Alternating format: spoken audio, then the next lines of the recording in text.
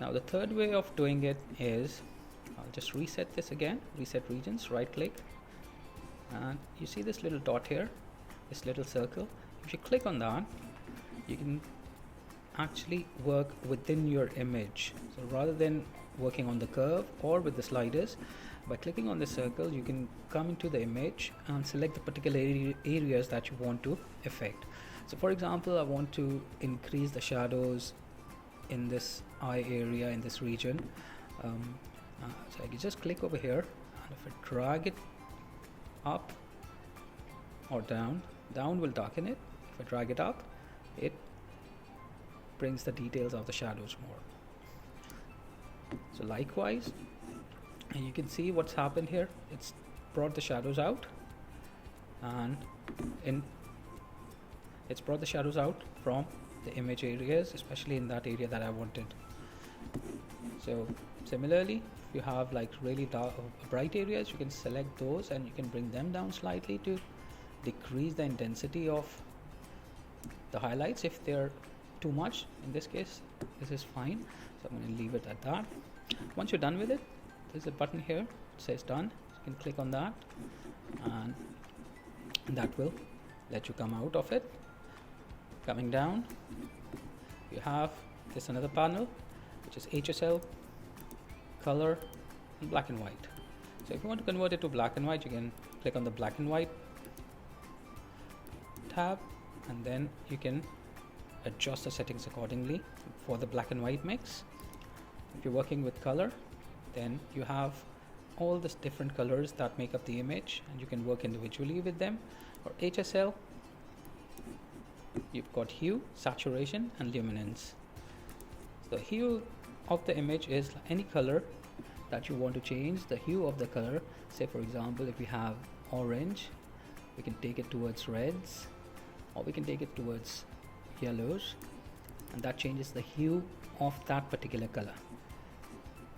The saturation is the intensity, but this is much more controlled rather than the one that you had up here, as in this was affecting all the colored pixels. In this one, you can select individual colors and just affect those. So for example, if I want to increase the intensity of the lipstick, let's say, again you can use the sliders or the circle, and then click on the area that you want, and then you increase it. It's just like that. So once you're done, click done. If I toggle it on and off, you can see the intensity of the lipstick has increased. So similarly, any other areas of the image that you want to affect, you can select this, and you can go and click and drag in that particular area to increase or decrease the color intensity of that particular tone in the image. Luminance is the luminosity of any individual color, which means the brightness of any color that you have in your image. So for example, again we'll take the lipstick as the example. If you want a darker shade of this, again you can select this circle, bring it down here, and then you'll see the reds, the intensity, the brightness of the reds goes down and goes into darks. Now this is affecting all the reds in the image. So wherever there is red, that would be affected. So you have to be careful with this as well, that if you don't increase the color, the brightness of the colors that you do not want it in any particular areas. So this one we're actually going to just increase it slightly, and then click done. So once you're done with this, you move down, you've got split toning. Split toning is very similar to some of the effects that you might see in different filters of different apps, but this is a much more controlled one. You can do a nice color grade with this. So say we've got two areas, the highlights and the shadows. So you can specify a particular color shade in the shadows or in the highlights.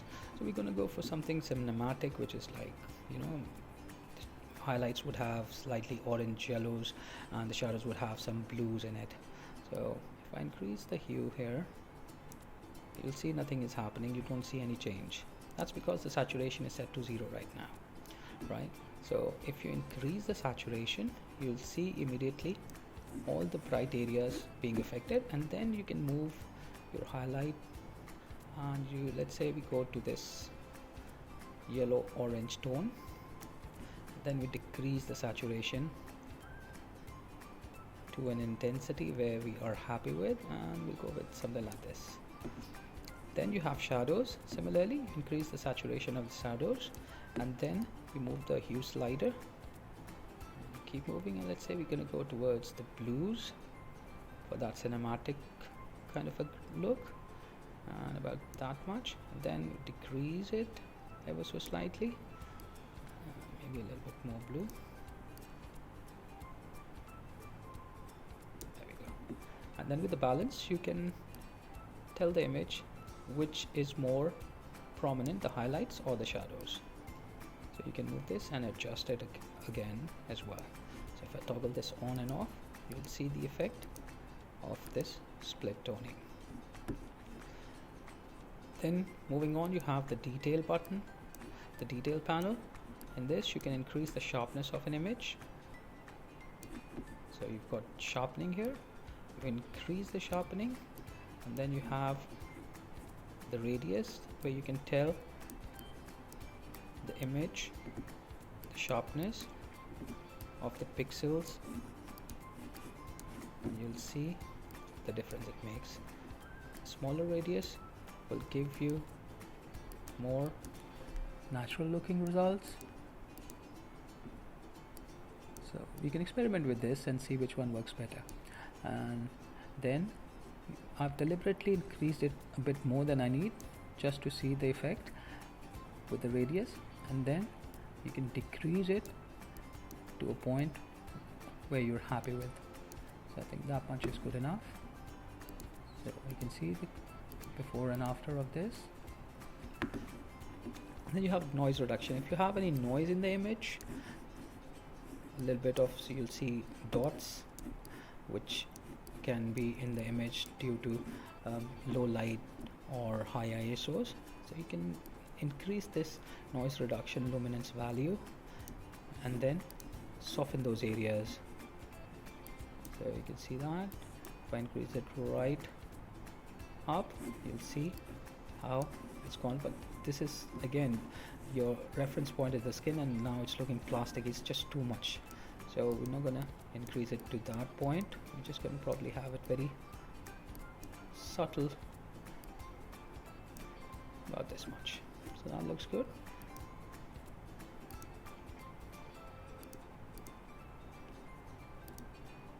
Yeah, okay. Moving on, you have lens corrections. In this, if you have any distortions due to the lens, you can use this. Now this would work with raw images. We'll go into raw and JPEG later on. This is a JPEG image, as you can see here, so it's not doing anything to the image. But if it's a raw image, you'll see a massive difference with this. We'll go into more detail with these in our sessions when we're working with some raw images.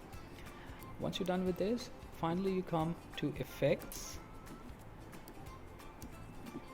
and in effects you have post-crop vignetting. Vignetting is basically burning the edges of the image like that. Now this looks too fake, it's too obvious. So what you do is, I'm going to go to -100, so the slider is towards the left completely, and then I'm going to select a midpoint where I want the focus to be. Then the roundness, you can increase or decrease the roundness, and feather would be the softness of the edges. So if the feather is at 0, you'll see a very hard edge. The roundness,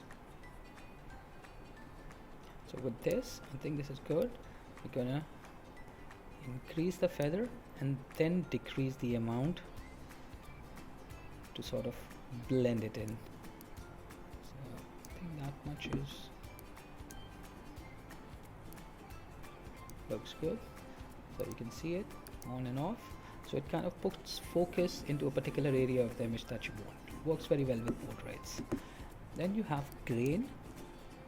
Grain is very similar to noise, but the noise is usually in you'll see noise with color red and blue dots. With grain, it kind of simulates the effect of natural grain that used to occur when we used to use film for photography.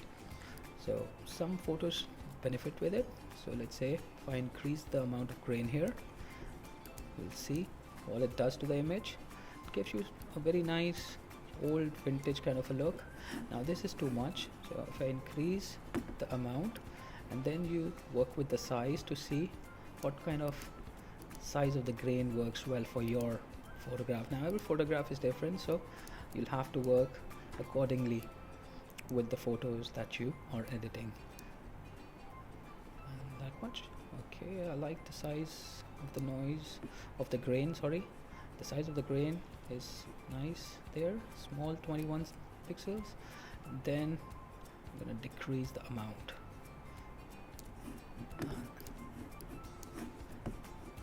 See, that much looks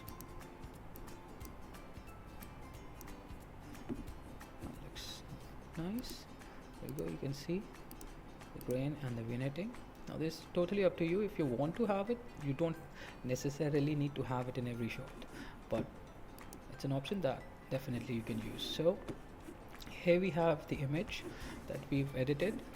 If you go down here, you'll see RA and YY, so you can toggle between before and after views. So if you click on this, you'll see the before and you'll see the after, and if you press tab, it hides the side panels so you can see them slightly more enlarged. So we've gone from this to this in think about roughly 10 odd minutes. So it's quite quick. Lightroom is quite fast when it comes to editing, and you can do a lot in Lightroom. So this is just a quick overview of what you can expect from this course. Obviously we'll go into much more details in all the options that I've just shown you, and more options as well when we are conducting our final sessions.